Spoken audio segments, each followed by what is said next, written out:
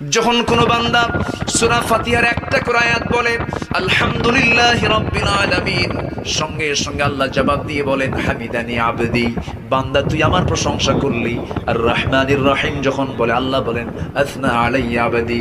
মালিক ইয়াউমিদ্দিন যখন বলে আল্লাহ বলেন মাজ্জাদানি আবদি। এরপরে যখন বলে ইয়াকা না'বুদু ওয়া ইয়াকা নাস্তাঈন পর্যন্ত যখন বলে আল্লাহ বলেন বান্দারে তুই আমার কাছে কি চাস, প্রাণ খুলে চা রে বান্দা।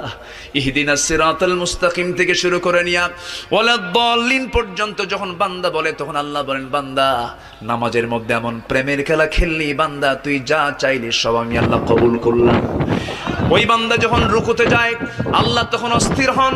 ওই বান্দা যখন সিজদায় যাওয়ার জন্য প্রস্তুতি নাই, সমস্ত ফেরেশতাকে ডাক দিয়ে বলেন ও ফেরেশতারা, এই বান্দাগুলো আমাকে দেখলো না, রাসূলকে দেখলো না, কোরআনকে দেখে হাদিসকে বিশ্বাস করে আমাকে খুশি করার জন্য তার সবচেয়ে সম্মানজনক